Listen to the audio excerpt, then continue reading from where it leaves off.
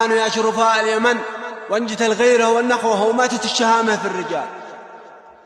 أنا المغترب عابد المصرف مهدد ومشرد في الشارع، أنا وزوجتي تم هتك عرضي ونهب منزلي ونهب سيارتي وأغراضي من المدعو الشيخ ناجي مرزاح وأهلي، وعنصرية وتكبر وتجهل وعنصرية الجاهلية يا ملامتاه يا عيباه، وانجت الرجولة وانجت الأخوة وانجت البقاء وانجت الفزعات وانجت نصر المظلوم.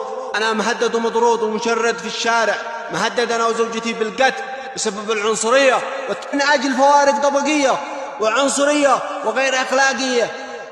الساكت عن هذا الطغيان شريك في العار.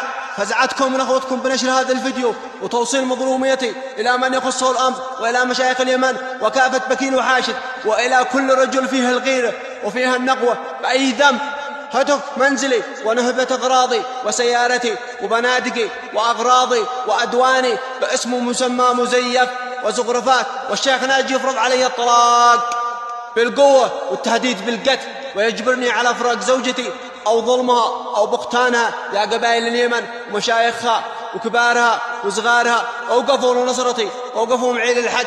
أنا وزوجتي مثل ما أنتم شايفين وعارفين مشردين في الشارع، يا عيبتاه يا ملامتاه يا قسوتاه. يا قبائل عمران يا شرفاء اليمن، النار تحرق شيلتها في وجوهكم يا رجال.